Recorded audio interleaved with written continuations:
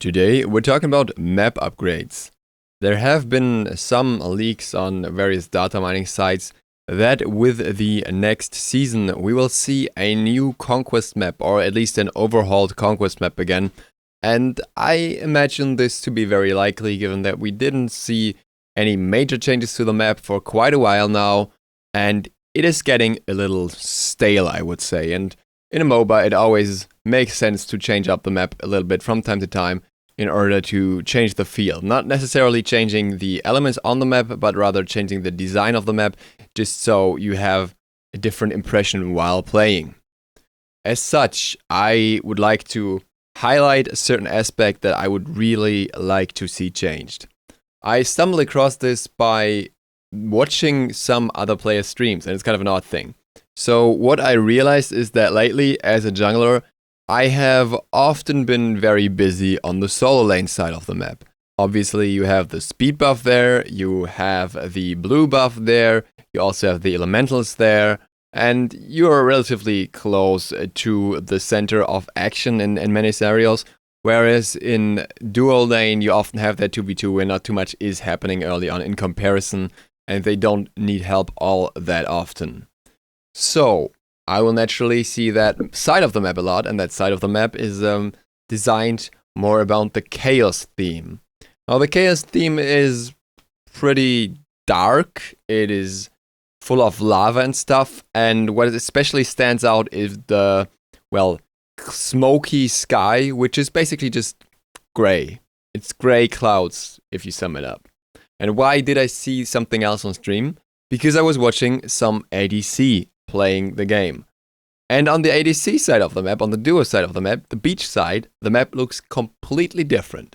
It is sunny, it is nice, you've got that beach, and it's bright, and you've got that jungle around you. And honestly, I like that side of the map 10 times better or more. I like the idea of darker parts in games, darker areas and stuff, so I'm totally fine with that. If it's a horror game, if it's like a role-playing game with a dark cave and stuff like that. But given that in Smite, I'm spending the majority of the time on the dark side of the map when we have a beautifully designed, nice-looking other side of the map that really only very few players get to enjoy, which is the support players until a certain point in the game and the ADC players. I am really not convinced that this dark chaos style with the gray, especially the gray clouds, is the way to go. For example, take Siege. Siege is, in my opinion, still the nicest designed map on the game. You've got this lush jungle, bright colors, and all that stuff. It obviously causes some performance issues on many machines because of that, partially. But I think that map looks really, really nice, no matter where you are, obviously, without having all that variation in it. But do we really need that variation? I don't think we do. I think if we were to go more with the design of the dual lane side and have a brighter map overall, it would make for a much more pleasant game experience for all players. And I know this sounds very far off and very far-fetched, but realistically, from a psychological standpoint, brighter colors and, anything that is correlated with sun, warmth, happiness, like all of that stuff obviously has a positive influence on everything in your game experience, including your mood while playing. If you're getting soloed on the solo side of the map, it might actually affect you more mentally for the rest of the game than getting soloed on the duo side of the map. And that's crucial. And I think that's something that should really be considered. The arena was reworked for that very, very reason, because the dark arena was not very liked by many, and that's why we got a brighter arena. Now we have this nice arena, which in my opinion looks much better. Like I said, I have nothing against dark themes. The problem with dark themes is that they have to be temporary. They shouldn't always be dark. Like, if you have a night period in a game, that's completely fine, that's cool. But if it's night all the time, it becomes very stale and very, dull. Whereas a bright scenario can work 24/7, as proven by, for example, Overwatch or Paladins. Like, those games don't really have much dark areas, and they still have a good feel to them no matter where you are at all times. So that's one change I would really like to see coming into the next season.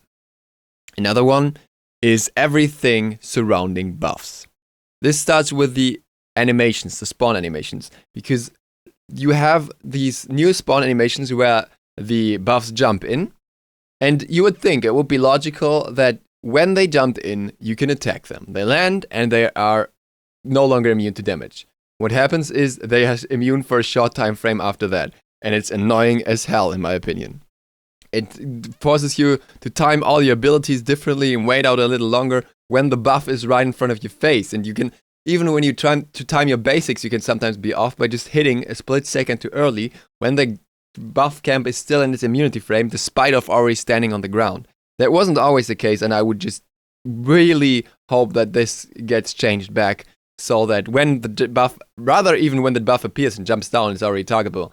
Just take away these stupid immunity frames that the buffs have. They're not helpful in any regard, and they're just annoying. Additionally, buff camp pickups. Now, in Season 1 and before, I think, you could walk over a buff and you would pick it up immediately.